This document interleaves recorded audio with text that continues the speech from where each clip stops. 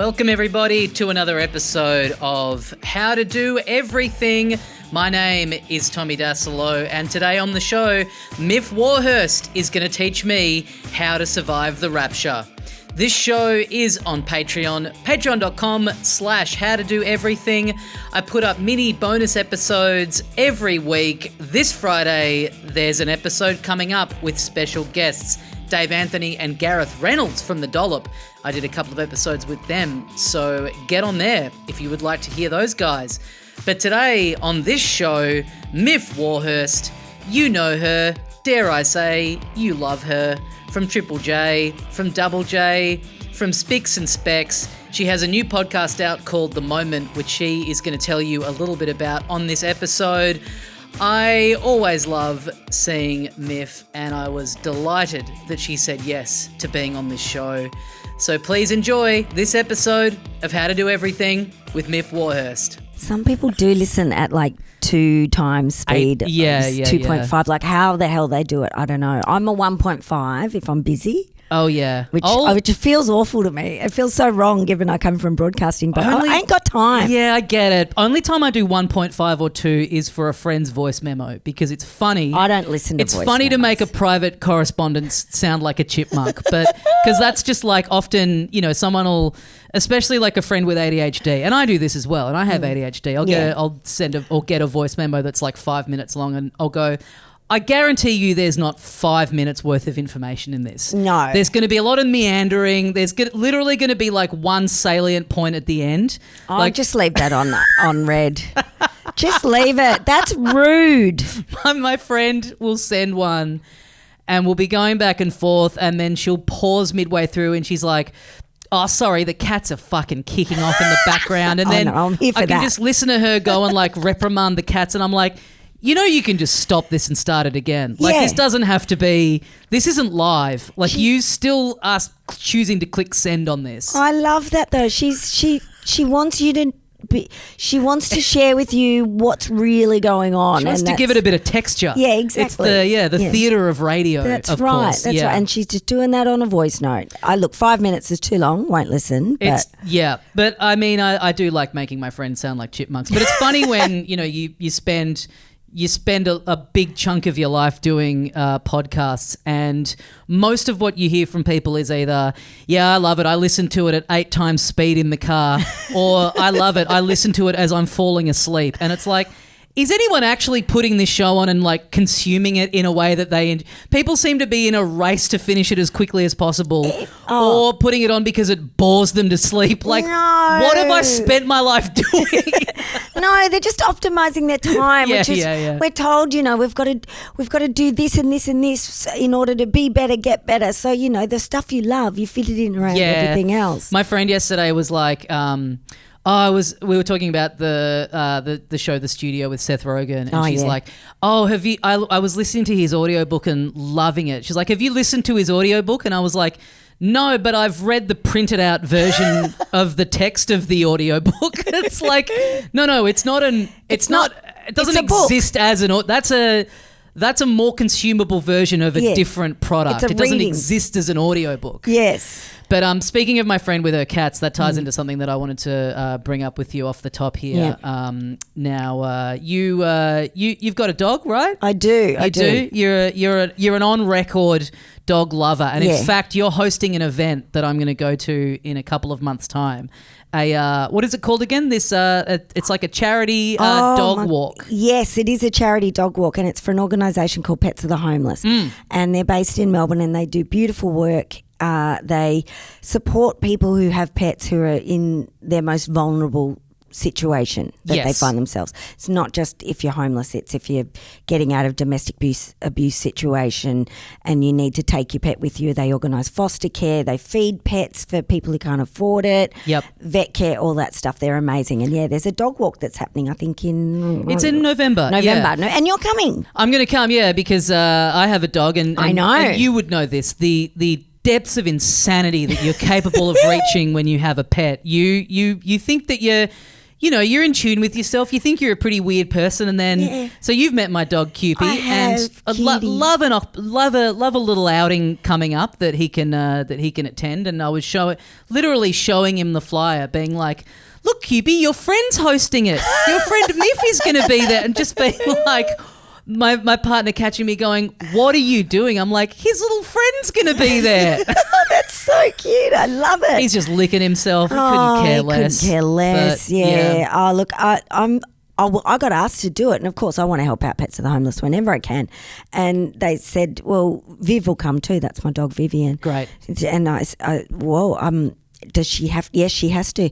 My dog's not well behaved by any stretch. Like she's. So you got to be on the clock. I'm going to be working, and I'm going to be holding a dog that like sniffs the ass of every other dog and human going by. Like she's not one to put on the. You wouldn't put her on stage and say, "Look at my perfect dog." We think our dog's pretty naughty, but then you're around some that just absolutely play up like their life depends on it. Like our friend has a dog, and we're both at an event. A friend's going away yesterday, and we had Cupid there, and our friend had her dog just anytime we go anywhere, she's that person, dog just off the lead, ends up on the other side of the pub. You just see these random people being like, whose dog is this? Just being harassed. And multiple points yesterday, the kitchen staff kept coming out, carrying this dog like a little baby, going like, "Hey, was this your dog? She keeps wandering into the kitchen," and she'd be like, "Oh, sorry about that," and then put the dog down. Still not on the lead. This happened 3 times. The kitchen staff like, put it on a lead. Hey, that she got in here again. Oh my God, get the message. Although my dog Viv, I can't say she is well behaved when it comes to food, because I was at an oval in Brunswick last weekend, and they were having a sausage sizzle, obviously for their sporting club. I think it was the footy club there. And Viv is okay. She's a hound. She follows her nose, so she's good for about 10 minutes, and then distraction, and she no focus towards me. It's like an abusive relationship. It's like I don't exist all of a sudden, and she's just off. Anyway, there was a sausage sizzle, and she went straight up to the barbecue, and she just I think she practically got on the barbecue before I could even get there, and the guy was about to kick her. Yeah, and understandable, and I could not get her back. For my life, she was not coming, but she would not. She just she does the duck and weave. Does all these things, just literally avoids me. And it's because, and she hadn't had a sausage before, because, we know they're bad. They're full of salt. Even for us, they're bad. So she hadn't had a sausage. But then one day I thought, I'll take her into Bunnings. And it was a Saturday, and the sausage sizzle was on in Bunnings. And someone had dropped one in the aisle, like in the, I don't know, the craft aisle or something. There was a big snag. And she just woofed that down like it was gold.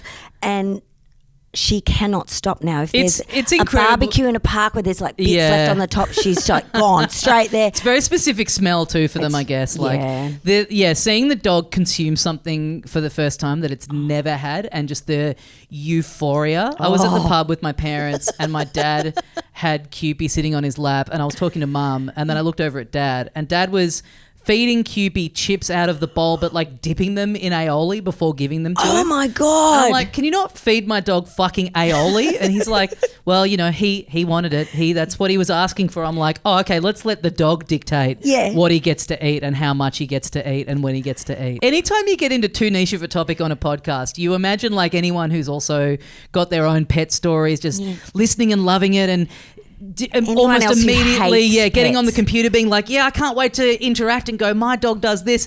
Anyone who doesn't have a pet being like, shut up and talk about anything else. Oh, and your next bad review, it won't be a neo-Nazi this time. It'll be like someone who hates cats. It'll be someone who's allergic to every animal on the planet. Yeah. Well, you one thing that you said that you are really good at is your skill is putting together a platter. For a shindig. Yeah. That's pretty much, because I was trying to work out what I'm known for when you asked that question before I came in, and I was like, I don't actually know. I do put on lots of gatherings, and I'm very, because I enjoy them. The common thread of this podcast seems to be that it makes the people filling out the survey feel very bad about themselves. Yes. I'm not good at anything. I know. But that's fine. And I realised I was really serious when I wrote my answers, because I was like, oh, fuck. I'm in my, I'm middle-aged now and I don't actually know anything. I think the older you get, the less you know or the less you think you're good at anything. And all those things. Like it's almost like your ego dies. Yeah, that's a good – I should do more of these with like 20-year-olds because you think that you know everything. And then every decade you're like, wow, I thought I had it figured out back then. I really didn't. But now, of course, I've got it figured out. And then another 10 years I'm like, that's embarrassing. Yeah, but then you hit midlife and go, no, I've got nothing worked out. How the fuck? Why is it? How are they all doing this? How is everybody? It's nice to be at that point. I'm 40 next year and I'm just in the last last few years just like really dawning on me like I don't know anything and I never will. Yeah. I might even like I could learn a lot and still I will feel like I don't know anything about anything. Enough. There's always more to know. Always more to know. And just stay curious, be an idiot, have some fun. That's it. That's all we can do. But a good platter. Yeah. I mean, I like my partner is very good at like presentation and going out and getting some olives, getting some sun-dried tomatoes, kind of having a nice little arranged spread. I like that. My version of that is just 2 different flavours of chips. She does the platter because she's embarrassed about your chips, all right? That's what it is. But I will say, I know what you mean, the thrill of like being known for that or being because I love platter and champagne. That's all people know. Like I think that's what they know. My friends are like, come over because I always give good champagne too because you don't want to have bad champagne. So do you have a default roster of what goes on the platter or are you more seasonal? Are you mixing it up? Just whatever goes on really and whatever I've got in the fridge. I've just pile it on. You make sure it just looks good, but there's always got to be some sort of strawberry or grape factor on there to give it a bit of freshness. And then otherwise just chuck everything on. Chuck it all on. I really do love... I mean, I know like you're mocking my approach just being chips and rightly so. But everyone eats the chips. The platter gets half eaten and the chips get eaten. Exactly. And I will say I'm not just getting like, plain Doritos or like, salt and vinegar. What are you getting? I really love I love finding an obscure kind of off-brand flavour or brand and being the guy that brings the bag in where people are like, what's this? This is really good. Like what? Like what are we talking? Like there's grain waves or something? Or you think grain waves are off the grid? I hadn't had grain waves until last year. Oh, really? I'd never had them before. I thought they were like a kid's food.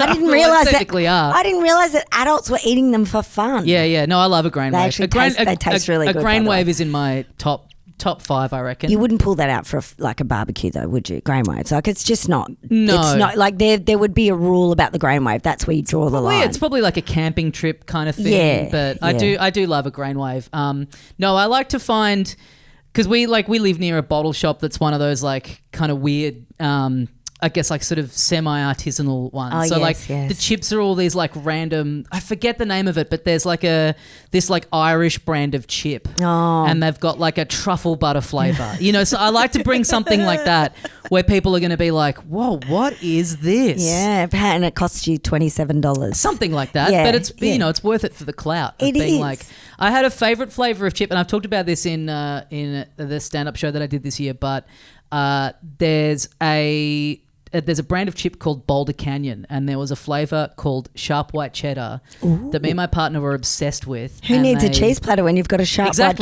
cheddar It's chip? all in the chip. Yeah. And they stopped selling it at the bottle shop near my house and then I noticed they'd stopped selling it everywhere and they'd taken it off the website and I emailed the company and they were like, no, we still sell it.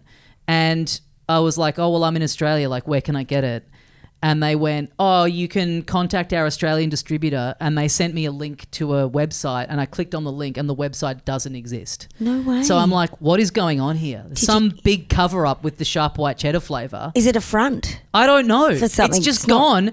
They've gotten rid of it and they won't admit that they've gotten rid of it. Maybe they don't know though. Maybe the guy's still getting like paying his bills or something and like doing something shonky with the cheddar. Yeah, maybe. But this is what is scary about the world now where you see like the depths of like insane conspiracy theory that people are capable of reaching and how it just ruins their lives. And then you have a moment like this because for all those people, they don't immediately go to that point. It starts quite small with something like this. And the next you think September 24th is going to be the Rapture. Exactly. Which is what I'm hearing. Exactly. We've got 2 days, Tommy. Is it really? Is that the theory? Apparently, 2 days. Oh, interesting. Yeah. Because this is something you pointed out that you're good at being able to sort of see what the trends are, what the kind of movement is, what's going on. Right across it all. Is that the current one? Well, if you're on Christian Talk, apparently. I only heard people talking about it. I refuse to go on it because I just can't go that low in the conspiracy Can I tank. say, it's crazy that you said yes to doing this podcast when, by your own admission, this could be your final 72 hours on Earth. It could be, I know. And this is what you're choosing to do. Well, what else am I going to do? Good point. Why not? Just what I do at home anyway. Yeah, man, I'll come record it. It's never going to see the fucking light of day, so who cares?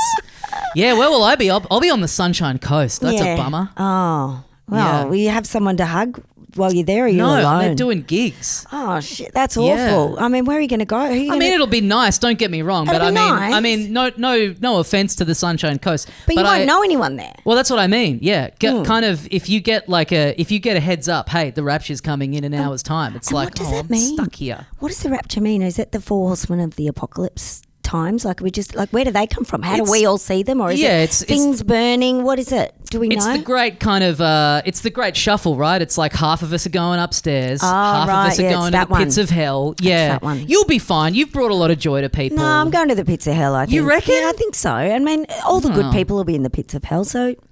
Yeah, don't you even think just like you're like sitting, the amount of like proximity in your life that you have spent near Adam Hills, yeah, true. I get to ride on his coattails. Up the stairs. Yeah, whoever's making the call, they'll be looking at the tapes and being like, I guess these 3 are. Yeah, they'll be all right. They're welcome. Safe. Yeah. And I get that sound when they open the doors. Oh, that'd be nice. Yeah, that'd be nice. I love that sound. I think I'm going downstairs. Yeah, I think we're all going downstairs, to be honest. But yes, if the Rapture happens, and I'm on the sunny coast. But yeah, so your new podcast that you have, it's called The Moment, and it's you talking about the moment in pop culture, and that's something that you've said you're good at being able to identify like the trends and the patterns. Yeah, well, that's something I didn't realise I was doing and have been doing my whole life, and because as a kid, all I wanted to do was learn about stuff that I liked and share it. Yeah. But it was always stuff that was, it was musically, it was like, oh, you need to know about this. You should know about this. Right. And that's probably how I ended up doing radio and doing what I do and knowing so much about music. I didn't realise it was as a late diagnosed ADHD lady in my 50s, like every other woman in the creative industries. Right. That was actually my hyper-focuses, many, many hyper-focuses. But it's the combination of hyper-focus and then ability to talk at length at someone about a topic regardless of whether or not you are getting any signs of interest from them. It's a very specific skill set. Oh, it is. And that's the other thing too, like you look at your school reports from those days and, they basically, most of them are good because I think for a lot of girls when we're growing up, we are taught to mask all those behaviours. Sure. But I obviously couldn't keep it in check in a couple of classes where I had one teacher who just hated me saying, will not pay attention in class, does not shut up, cannot focus. And I'm like, I was probably having a great time sharing whatever or just being naughty and laughing. And I mean, not to sound like a boomer, but the idea now that kids probably don't get that everyone's a little bit more like mollycoddled. And the great shame of that is that being told, oh, they're too like this or they're too like that. There's like a whole generation of people that it's like, I'll show you. I'm gonna take what you consider to be this personality defect and I'm gonna go pro with it. Yeah. I'm gonna turn it into my life's work and how much of a spiteful motivator that is. And there probably is a whole generation of people for whom that doesn't exist if the teachers aren't. You're not allowed to say to these kids anymore that they're being boring or that they're hyper focusing on the wrong stuff. You got to have, I think when you're a kid, you have your interests and you have your random, you stumble across a thing and that sparks something in you, but you also get that. You hear so many people who are like, yeah, my teachers told me I couldn't do this, and I was just like a competitive freak, and so I went, I'll fucking show you. Like, that's like such an early origin story for like so many great creators. Oh my God, it is too. Mostly men though, I think. I think that's a real motivator for a lot of men who just want to, you know, because everything's a journey and we've got to have a story, and then they've got to get strong. And I mean, whereas for women, we're just, you know, we're just looking for solutions and, you know, something that will help us along the way that will better ourselves. Or, I think it's less showy. So the pod is essentially, it's just whatever I thought. Like, I won't be talking about the Rapture. It's your one woman curated algorithm, essentially. Pretty much. And this, you know, it's just simplifying it for everybody, and it's giving me an excuse to be as chronically online as I always have been, and I can use it for work purposes. So what's the trend and the pattern that you've noticed at the moment outside of the upcoming Rapture? Well, that was only yesterday, the Rapture. Okay. So what is the trend? Well, I think. I mean, it's been, I got to say, it's a pretty grim time. It's been a rough week and a half to be online. Yeah, it's been a real grim punish. Time. There's not a lot of joy on there. Fascinating, but also just really brutal. I'm actually finding it a little tough, even myself, as someone who loves just the distraction, because it calms my brain. It's like I'm doing two things at once, relaxing and running at a million miles an hour. Taking stuff in. Yeah, I'm learning. I'm scrolling I'm through. I'm still learning. Leave me alone. Don't judge my screen time, please. It's work. I don't know, other trends at the moment. Yeah, it just feels a little bit too grim. I think there's a real sense of desperation coming out of America at the moment. Yeah. That's what I feel. And I feel like, there's senses of desperation coming out of everywhere. People. Yeah. And I genuinely think something has to flip. Like, this has to be the end game of, I guess, even like things like structures that we know, such as the patriarchy and capitalism and all of those things that we've relied on. It's kind of like, I think we're at that point where people are turning. There are other ways of doing it. We don't have to do it like this. And the worst bit is that I think for a lot of folk who don't really fit into the system, it's just all made up anyway. Yeah. You know, and it's like we've been criticised for not being able to do anything unless it's a deadline, or, you know, not being able to listen properly or pay attention or get all the facts correct because we're too excited. That's only because the system's been designed for boring motherfuckers who can fit in. I was talking to a friend a little while ago and being like, see, I'm quite. No, but you've got to. I mean, like, I was talking to a friend a little while ago about like, ADD and stuff, and being like, my broken brain, and he's like, your like, everyone's brain is normal. It's everything that's sprouted up around us that we have to try and conform to. You're just not that. You have trouble kind of getting things to happen in that, but that's all artificial. The brain is a natural kind of organism. The structure of the work week is completely false. Yes. So it's like it's just it made makes up. sense to not be able to jive with that. Yeah, and it's okay. Jive. The billion-year-old man weighs in. My God. And there was another word you used with Bron the other week, cross. Cross, yeah. Cross is something very mum, and jive is very school teacher from the... Cupid gets cross a lot. He's really getting quite cross. He's getting cross lately. Everything's setting him off. Yeah, well, he's not getting chips with aioli. So. No, he's not getting chips with aioli. He was getting cross at his own reflection. How old is he now? He's 3. Okay. Yeah, he was getting... who's the philosopher? Jung? No, the therapist, psychotherapist, analyst.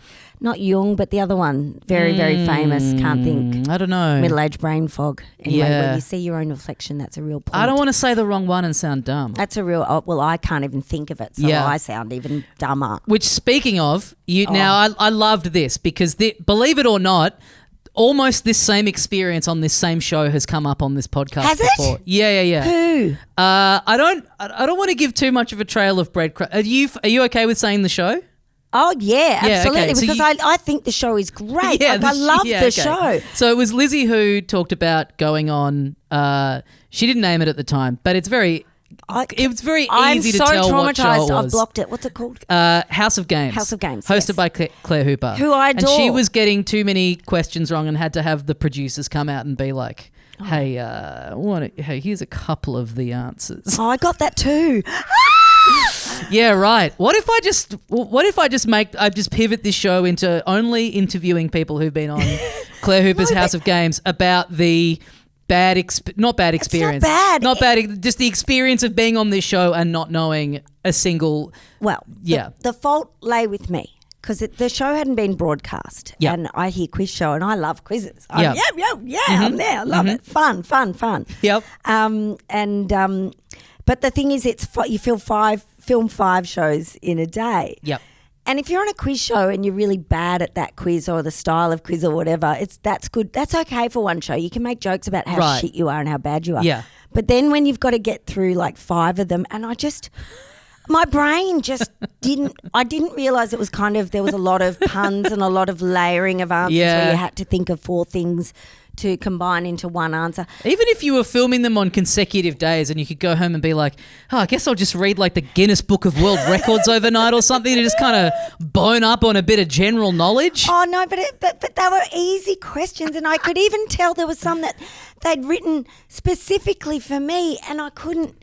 Don't beat yourself up. It's not like you've had all that much experience being on quiz shows. Exactly. This is the thing. Like, I literally had a crisis of confidence to the point after I filmed those 5 shows where I thought, I have to give it up. Yeah. Why am I doing this? I'm not good at anything. And it's not the show. I want to know how many more people. No, totally. I want to know how many more people. Fabulous, and like I just had.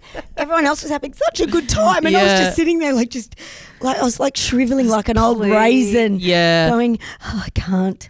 And then when you can't, your brain just starts telling you can't, and even if you're trying to answer something, you can't. It is very funny that in this country, the main thing for like comedians and entertainment media personalities to do is publicly do a quiz. Yeah. That's like if you want to get eyeballs on your work and boost your profile, you have to answer questions. It's not. There's no format that exists. There's very few formats that exist where you can just kind of like go on and be yourself. It's like no.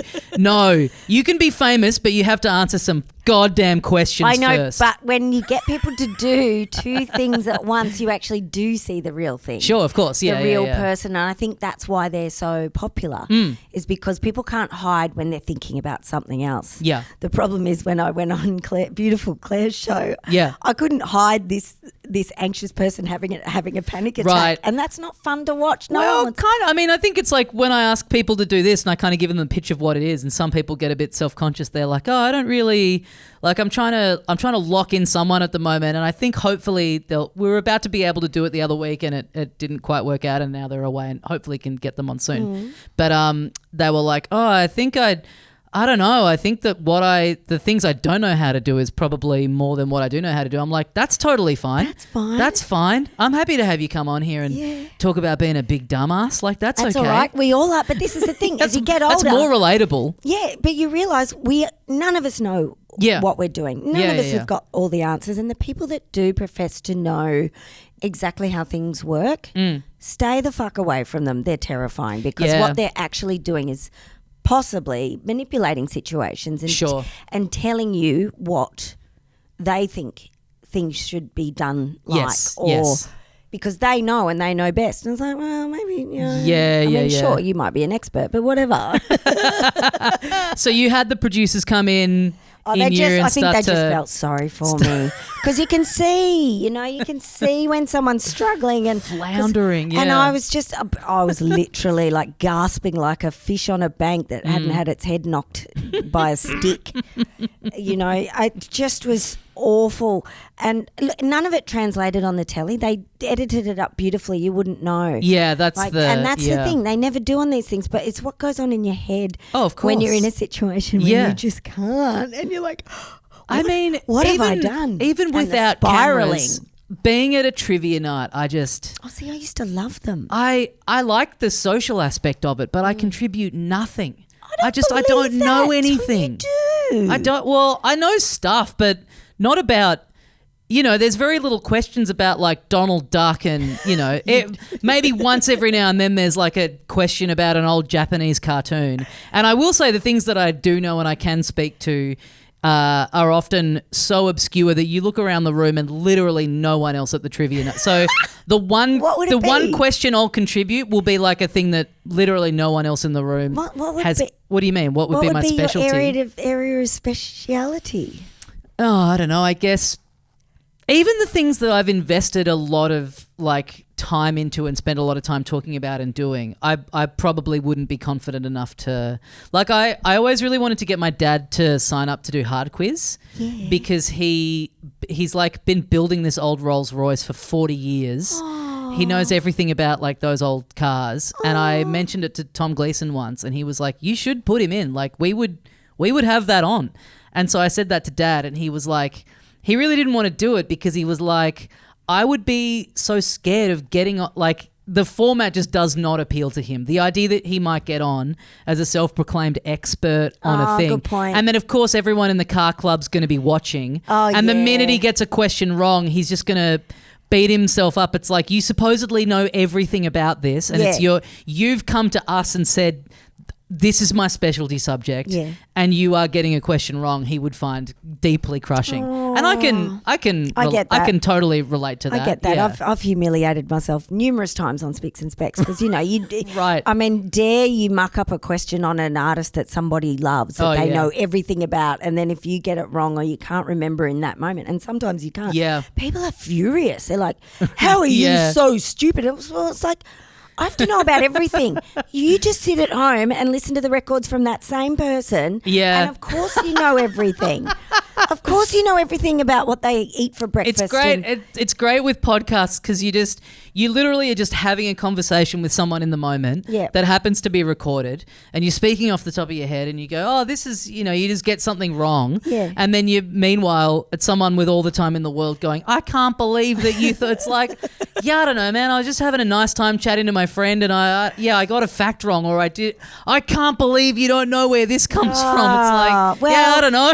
I can't believe you've got the time to even write that. Go and make your own podcast and shushy. Yeah, but it is when you're on the other side of it, when you're listening to something and they happen to be talking about the thing that you know a lot about and they'll go, oh yeah, Sonic the Hedgehog, didn't that come out for, wasn't that a game that you'd play on the microwave? It's like, what the fuck, what are you talking about? It's on the Sega Mega Drive, you fucking half-wit. Oh, but that's good, that's a release, you get to yell. The problem is with things like social media now, people have an avenue for you to hear that yell. Yeah. There's nothing wrong with yelling at things if they're wrong. It doesn't mean I think that's it. If you get frustrated by someone being wrong on something, then the better thing to do is go into a field, yell about it. Yeah. Call me every name under the as long as you're like screaming it and getting that release. Yeah. I'm happy to see a video of you doing that where I can at least see like, hey, look, he got it all out. And it will be a he, let's be honest. Yes.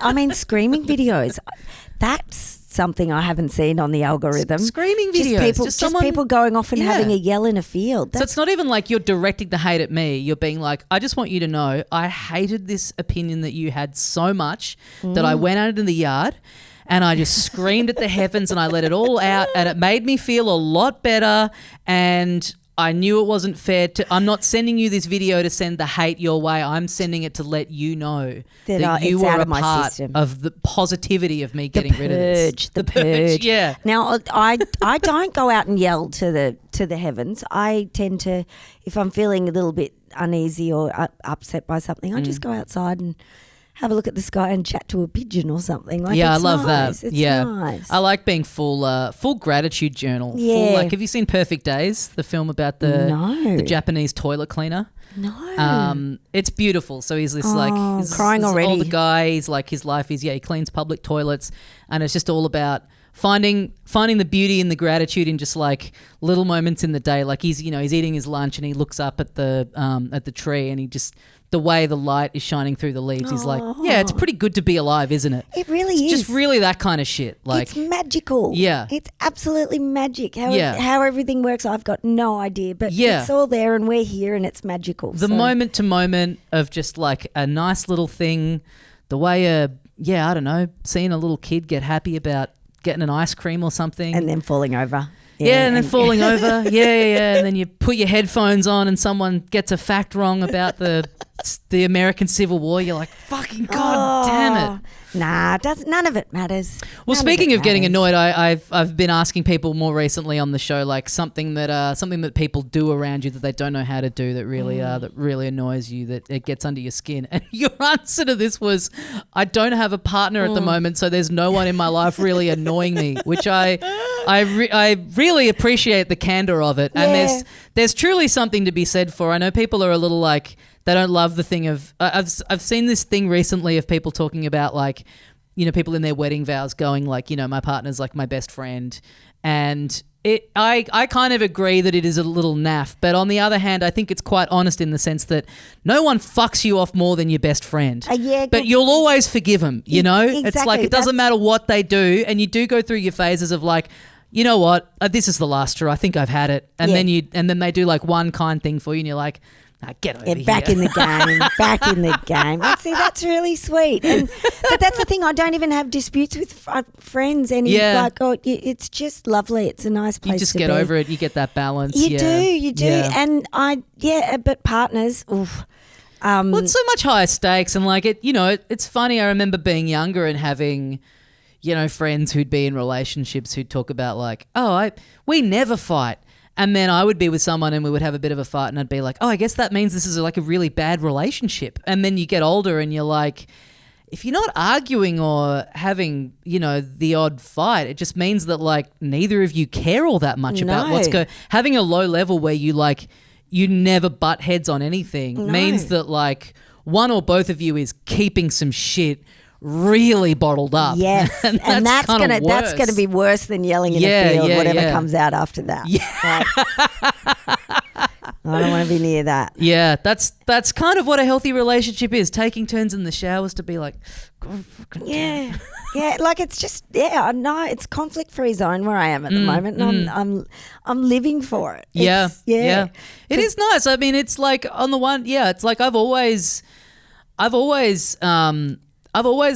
when I've been single, I've never been like someone who's been like, oh my God, I can't wait to be in a relationship, because you're like, I mean, you miss certain things, but always in the back of my head is like, I mean, this is the most conflict-free your life ever gets. Yeah, and I can't cope with any, like I'm just, I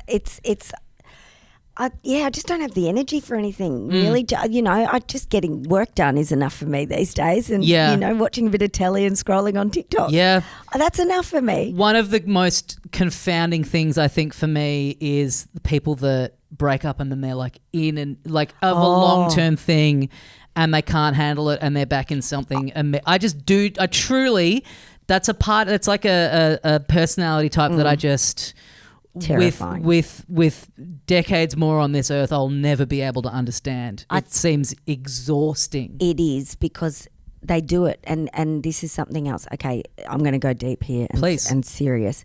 I think as single people, we're often told this as when we're younger that there's something wrong with you if you don't find the one, your partner, all of that sort of stuff. So I think you're encouraged, because that's, again, a societal structure that you need to pair up with somebody for life. I mean, that's only been a fairly recent invention, probably. Yeah. Like, I'm not sure that in the cave times they were pairing up for life. Who knows? They weren't, they weren't going on maths and, saying this is forever. Like, they probably died, some of them at 20, and had to go and partner up with someone else. So when the population, as far as you knew, was like 11 people, you're not like, let's... You do what you have to do to survive. Yeah. And so there's all these structures that are set up that you don't actually have to adhere to. But I think we grow up with that feeling, there's something wrong with me if I'm not partnered or I haven't found somebody. And that leads to a sense of loneliness. And I think that's where it becomes dangerous, because you go, no one wants me. And then you end up sort of settling for people that you probably shouldn't, because you'd rather be with someone than not be with someone because you're alone. But when you work out, because I was alone during lockdowns in Melbourne, and that was 2 years, and all of a sudden everyone else was home and there was no FOMO or anything like that. So like I just had to sit with myself, and it was the best thing that ever happened, because all of a sudden I realised, I really like being alone. I really like who I am. Yeah. And I'm enjoying this. Yeah, yeah, and yeah. there's nothing wrong with it. And once you get over that little hurdle, I don't think I'm going to jump into anything again. And the ones that do jump back in are probably filled with all that anxiety, but also there's a terror of self that you don't want to have to sit and think about why you're feeling lonely or think you're alone. Yeah, I kind of got to a similarish point, my like early 30s, I guess. Sorry, that was a bit deep. No, it's great. Supposed to be a funny, I love it. Funny podcast. No, I love it. I got to a similar point, and truly, like when you go, oh yeah, I'm really fine regardless, you do feel bulletproof. Like you feel invincible. And then, when me and my partner got engaged, I called my mum and she started crying and she's like, I never thought this would happen. I'm like, thanks for that. Brutal. Yeah, thanks for that. She's like, no, just from what you'd said. And I'm like, no, this is more talking about being comfortable being on my own. But like, fucking hell, I didn't know that had translated into you thinking that I was just going to, have absolute off. Like, why do you think I was in this relationship? With like no love in your life. Yeah, I'll just waste this woman's time for a few years and then, Jesus. Oh my God. But also too, love doesn't have to be with another partner. Love can of be. Course. You can love your friends. You can treat friendships like love relationships. A flavour of chip and then they take it off the market. Yeah, and you can love your nieces and nephews. And I know we need to get your chip back on. We'll work on that. Yeah. I mean, that's it. You surround yourself and you have a healthy life outside of all that stuff. That's the other thing. I mean, some people that are in relationships and it becomes their whole world and then they get completely rocked by it. That's the only place they get love from. Yeah. Or that they feel that they put love out into. Yeah, this is getting deep. It is getting really deep. I like it.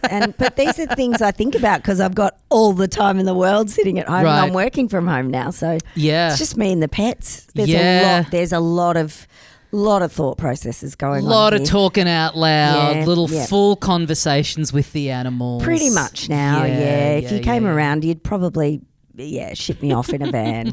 If anyone caught wind of what, some of those conversations. But that's okay. I also liked that there was a point in filling this out where you referred to yourself as a battle-weary old mole and that making you good for advice and being an ear to a shoulder to cry on or whatever. It's your old auntie. Old auntie. Yeah. No, and, even that, we used to remember like the stories when we're growing up, there's always a crazy auntie. And now I realise that's me. And that crazy auntie wasn't crazy at all. She was just basically not adhering to the rules and regulations of everyone else, or she'd been told she'd failed so many times that she just gave up and lent in heavily to getting really drunk at Christmas and doing, it's really interesting to see it from a broader perspective now and being it's those kinds of like dynamics too, and those kinds of like the ways that people were described, when we were younger, and feeling things kind of change and shift and wondering like, they'll probably like that sort of like quote unquote stigma will maybe exist less and less, and the idea of referring to someone as like, the crazy auntie just because I'm happy about that though. Yeah, and when you're a little kid you're like, oh yeah, I get, but then it's like, oh yeah, she was single but she was like 30. Like that's not, that's fine. That's not like, it's funny like that would come from, maybe parental figures who feel awkward about the fact that she's living differently, so they criticise, and you take that in. There's got to be some kind of justification. You take that in, by osmosis as a little kid, and that stays as part of how you see the world. And then I'm having revelations all over the place. It's great. I'm glad to help. It's great. I was talking to someone the other day about how like when I first started going out, I think I got maybe like finishing high school and then like maybe 2 or 3 years worth of being able to smoke in venues before they remember cancelled. those days. So it's like, I guess 2007 or something like that. I feel like it maybe changed. So like the early days of me going out was like you'd be in a venue that reeked of smoke and you'd go home and your clothes would smell of smoke, and then they got rid of smoking and you realised everyone stinks. Being in the club was like, it was worse.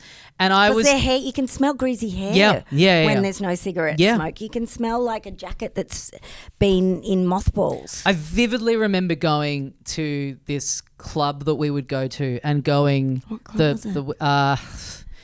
the Prince of Wales in St I Kilda. love the Prince of Wales. Yeah, I used to go all the time. Thursday Going nights. I guess it would have been going 1 week when you could still smoke, and then literally going the next week when it had come into effect, and it just being like, oh, we've got to go. It's disgusting in here. And Human being like, beings are disgusting. bring back. And I was saying to someone like, I actually like the smell of cigarette smoke, and they were like, that's fucked up because it is objectively disgusting. But I was like, I've always had I realized what the connection was for me when I was really little. Every now and then I would get babysat by this lady that my mum knew. I can't quite recall how mum knew. I think maybe mum studied teaching with her or something. But she was a bit older. She was a single mum. Both of her kids had, I think, quite recently moved out of home. So like her kids were like 18, and yeah, I was, I guess, like, I don't know, 5 or 6 or something like that. And she would smoke like a fucking chimney, and inside too. So she had this like little apartment that just reeked of cigarette. And but I remember like not really knowing what smoking was. And I used to love going to her house because she would like really spoil me. She was so much fun to be around. And so I just have this like a room that just reeks of cigarette smoke. It just takes me back to this like really nice older lady who would like look after me, and like all the affection that I had for her, even though it is like, the truth is I was probably like absorbing the equivalent of like a lot of pretty bad health. Yeah, really put absolutely. myself in danger by being in this house. But like even now, someone who smokes heavily, it would be pretty rare that they would do it inside. But No this one being does an it era where inside. she's like, yeah, whatever. It's all normalised, totally normal, and you were just lapping it up. I mean, I grew up. Well, cop this. My first job, I smoked at my desk. That's so we sick. had like full ashtrays, and we'd have meetings, and it was That's awesome. Impress magazine, which was the music mag when there was no internet, so you'd have to look up the gigs and the interviews about who was coming into town and what films were being released. I used to work at a magazine like that, and we had ashtrays on our desk, and so the record companies had come in to chat about CD releases that week, and you'd sit there and you'd smoke like a packet. and it was wild. Now that I think about it, it was just absolutely wild. My friend Ben was just telling me he rewatched Alien the other day, and Harry Dean Stanton's like smoking on the spaceship. Because at that point, you could smoke on planes. So at the point that we go into space, of course you'll be able to smoke on the spaceship. It's just so stupid, isn't it? I'm just going to suck on this cancer stick. Oh, yeah. While I'm, just... God, imagine us just here potting away, just fucking darting on while we're chatting. I quite like it. I haven't smoked for a long time. I mean, I was never a big smoker, but I think I just did it because everybody else did it. But I never have been like, I've probably smoked like honestly like single digit cigarettes in my life. Yeah, it's all right. You had enough passive. Yeah, exactly. I took in a lifetime's worth. But I do Pearl's vividly remember house. her name was Maureen. Oh, of course it was. That's great. Yeah, really of the era. Yeah. I remember like a really early stand-up gig I did. So maybe like my 7th or 8th time on stage. I thought it'd be cool to just smoke a cigarette while I was doing my set. This is so lame. There was someone coming who I like really wanted to impress, like not even in an industry capacity, just in a way of like wanting to look cool in front of someone. Oh my God. And so I had these aviator sunnies, and I wore the sunnies on stage. It's like 9 p.m. It's like pitch black. I'm wearing aviator sunnies, and I'm like smoking a cigarette, doing literally doing like the worst jokes of all time. And I'm like, I'm like 17 or 18. I'm still living at home. I'm like, you think you're when your mum trying to look like Bill Hicks, and I'm like, when your mum says that dinner's ready, but it's not ready yet. Fuck, what a loser. Oh my God, if I saw that though, that's performance art. I know. You didn't even know. Like I know. if you went somewhere to a venue and there was an 18-year-old doing like playing the lead role in a Jim Jarmusch right. movie or thinking it was in Coffee and Cigarettes. Like, you would actually stop and watch that. Yeah, I'm cringing now remembering it, but honestly, the more I'm describing it, it's like, it's heaven. Yeah, if I saw that, I'd be like, this kid fucking rocks. Sign him up. And literally, I would have been. Yeah, I was 17. I was still at school. Not even legal. Yeah, Smoking legal at that point? Not even legal to be in the venue, and so I'm like, I'm just rolling all of the dices at once, like and just being so impressive. Did you even know how to smoke? No, that's it. I think I wasn't a smoker, so it would have been like maybe the third or fourth cigarette I've ever had. So I'm probably like coughing my way through punchlines and probably spewed afterwards. Yeah. Oh, you poor thing. That is so genius, though. Maybe I'll bring it back. I think you should. You need to do a little performance art piece where it's just. Yeah, I'll see if I can find the date of that gig, and for the 25th anniversary, I'll book a set where I go on in aviator sunnies and I punch a dart while I'm up there talking about. You could just vape. Yeah, you could vape through. I mean, that's not as cool. No one's. It's not as cool. Yeah, there's no equivalent of like a cowboy movie where someone's like hitting the. Yeah. Vaping's funny, but it's not cool. No. Smoking darts, cool but not funny. Yeah. Not funny. That's why they invented vaping. They looked at smoking and they're like, we need a form of this that is kind of funny, that is kind of stupid, and makes you look like a buffoon. People will do it. Yeah. We love to try things. We love to try things. And people love to give us things we'll get addicted to. Exactly. And make them legal, so we do. But even if they're not legal, we'll still give it a go. But who cares? Because there's 2 days at the time of recording until the Rapture. Yeah. Smoke packets. I mean, people won't have even. Why are we bothering to do this? Like, it's. Well, it's because the Rapture's coming that we're getting it all off our chest. Yeah, but I mean, the Rapture's going to come before I'll even upload this episode. So shit. this is a waste of time. That's all right. Well, it's been nice to see you. Yeah, to see you regardless. Well, thanks for joining me, Miff. See you at the pearly gates. Miff WARHURST, what a treat! Check out her new podcast, The Moment, wherever you get your podcasts. It's just started a week or so ago, and it is her talking about everything of the moment. As she said, putting her chronically online brain to good use. Check that out. Highly recommend it. Get onto the Patreon for this show. If you like what you hear, if you want to keep the show going, if you want to show your support, you get a bonus mini episode every week with special guests. As I said, Dave and Gareth from The Dollop are coming up this Friday. I also do a monthly fake radio show where I play music and I chat about the songs. I've just put up the one of them for September. There's about 5 of them now. Heaps of music in there. Heaps of hours of content for you to dig into if you're new to the Patreon. And thank you to everyone who does do that. Other than that, recommend the show to a friend. Leave us a nice review on your podcast app of choice. Thank you very much for listening.